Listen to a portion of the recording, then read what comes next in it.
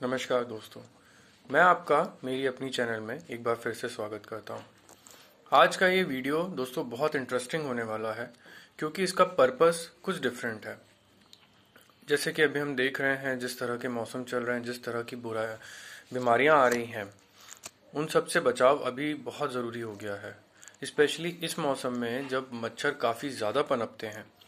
इस मौसम में मच्छरों से बचना हमारी बहुत बड़ी प्राथमिकता होती है, और सिर्फ हमारी नहीं, बच्चों की भी और बुजुर्गों को भी बचाना एक प्राथमिकता होती है। इन मच्छरों से बचने के लिए हम लोग काफ़ी तरह के सॉल्यूशंस देखते हैं कि हम क्या करें जिससे मच्छर से थोड़ा सा बचाव हो सके। उसके लिए हम कभी कॉइल्स लेकर आते हैं, कभी हम वो जलाते हैं मच्छर की बत्ती, या कभी हम रैकेट खरीदते हैं। रैकेट फिर भी काफ़ी हद तक हमारे लिए बहुत अच्छे हैं, पर रैकेट बहुत जल्दी ख़त्म भी हो जाते हैं। जैसे कि अपन देखते हैं, अपन रैकेट लेकर आए, हार्डली 2 से 3 महीना चलेगा और उसके बाद फिर रैकेट ख़राब हो जाते हैं। तो आज की वीडियो में मैं आपको बताऊंगा आसान तरीका जिसके माध्यम से आप घर बैठे अपना रैकेट ठीक कर सकते हैं। इसमें कोई खर्चा नहीं है बहुत ज़्यादा। आप रैकेट भी खरीदने जाते हैं तो आज के डेट में रैकेट एक ठीक ठाक रेंज का 300 से 500 के बीच में मिलता है। नया इतना खरीदना, इतना पैसे डालने से अच्छा ये है कि हम कुछ मामूली से पैसों में हम अपना पुराना रैकेट ठीक करें। तो वो कैसे ठीक होता है, कैसे उसको ठीक किया जा सकता है, कहाँ से उसका सामान मिलेगा, वो सारी चीज़ें आज मैं आपको इस वीडियो में कवर करूँगा। तो चलिए शुरू करते हैं आज का ये वीडियो। मेरे पास ये रैकेट्स हैं पुराने, जिसको मैं आज ठीक करूँगा। ये रैकेट्स काफ़ी टाइम से ऐसे ही पड़े हुए हैं। इनको तो मैं फेंकने वाला था, कुछ तो फेंक भी दिए थे, पर फिर बाद में मैंने सोचा क्यों ना इन रैकेट को ठीक किया जाए। तो ये रैकेट कैसे ठीक होते हैं, इसके लिए हमें कुछ सामान की ज़रूरत पड़ती है। आइए वन बाय वन देखते हैं। सबसे पहले ये सोल्डरिंग रॉड, जो कि मार्केट में बहुत आसानी से मिल जाएगी आपको। मुझे ये रॉड लगभग 150 रुपए की पड़ी है, और नेगोशिएट करके आप और इसको 130-140 के आसपास ला सकते हैं। इसके बाद में एक ये सॉल्यूशन है, ये मैं आपको बता देता हूँ। ये लगभग 14 रुपए का आता है। सोल्डरिंग के पॉइंट पे अपने को मदद मिलती है। ये कैपेसिटर्स हैं, मैं बताऊंगा इसका आगे क्या यूज़ होता है, मैंने क्यों खरीदा है। ये कुछ बैटरीज हैं जो कि रैकेट में लगती हैं, ये भी मैंने परचेज करी है। लगभग मुझे 30 रुपए की बैटरी पड़ी है। इम्पोर्टेंट चीज़ ये है कि ये 4 वोल्ट की होनी चाहिए। इसके अलावा मुझे ये वायर मैं लेकर आया हूँ, जो कि सोल्डरिंग के लिए ज़रूरी होता है, जैसे कि आप सब लोग जानते हैं।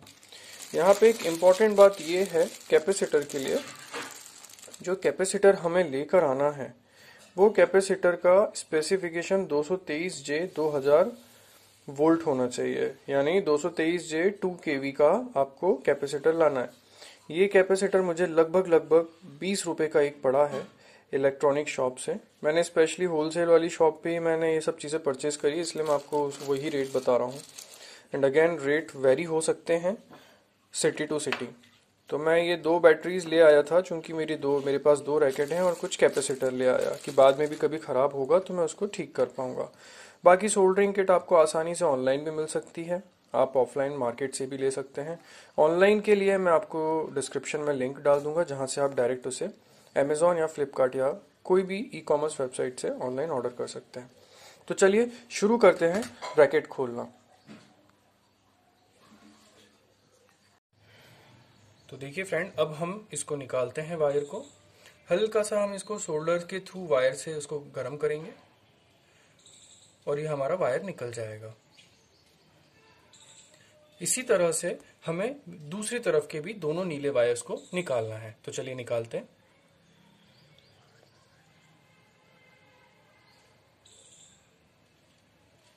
देखिए, हमें बिल्कुल भी हड़बड़ी नहीं करनी है, कोई भी काम हमें आसानी से और आराम से करना है। अब देखिए, अब इसको निकालने के बाद हम सबसे पहले इसको ऑफ कर देंगे, सुरक्षित जगह पे रख देंगे सोल्डर को कि किसी तरह से हमारे हाथ में ना लगे। अब इसके बाद हम इस चिप को खोलेंगे। देखिए, सबसे पहले हमें ये तार अलग करना था। ध्यान रखेंगे कि जो तार है रेड वाला वो लेफ्ट साइड पे लगेगा, जहां पहले लगे थे। उसी तरह से हम इसका कैपेसिटर बदल के करेंगे। तो चलिए अब हम इसको ओपन कर रहे हैं।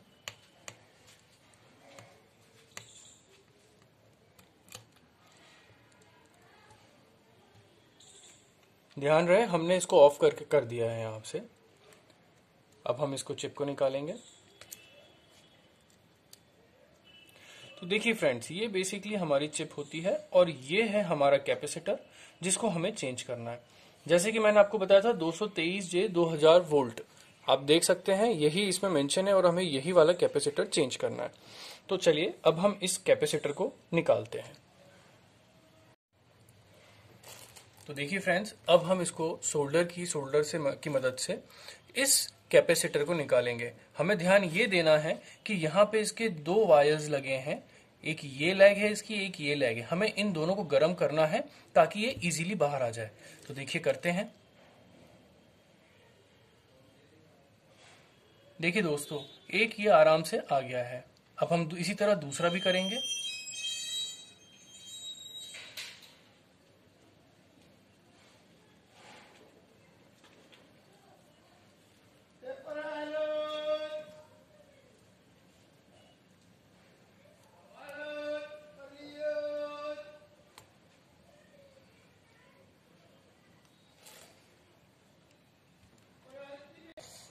तो देखिए फ्रेंड्स, इस कैपेसिटर को हमने निकाल लिया है। हमें ये ध्यान रखना है कि ये जो है जहां से हमें निकला है वहीं पर ही हमें इस कैपेसिटर को वापस लगाना है। तो चलिए हम इस कैपेसिटर को रिप्लेस करके दूसरा कैपेसिटर लगाते हैं। ये वाला कैपेसिटर मैं मार्केट से खरीद के लाया था दोस्तों। अब हम इस कैपेसिटर को लगाएंगे।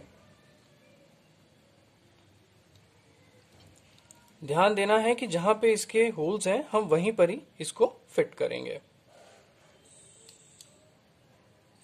इस तरह से हम लोग इसको लगाएंगे। तो फ्रेंड्स, इस चिप को मैंने लगा दिया है।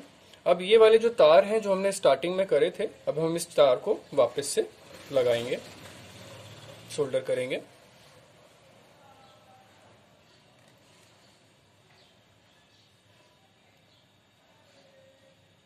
तो देखिए फ्रेंड, ये हमारा सोल्डर हो गया है। उसी तरह से हम ये दूसरा वाला वायर को भी सोल्डर करते हैं।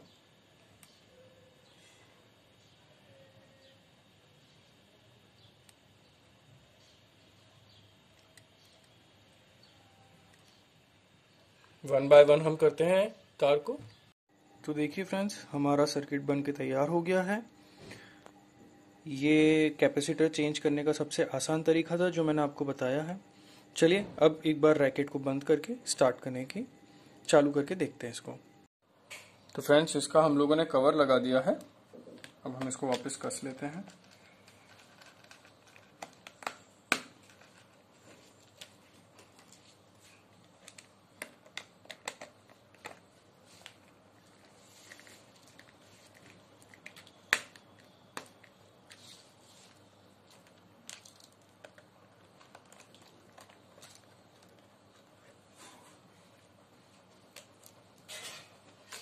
जनरली देखा जाता है कि कोई भी बैट अगर खराब है या नहीं चलता है तो उसका सिर्फ कैपेसिटर ही खराब होता है, जो कि हम आसानी से बदल सकते हैं।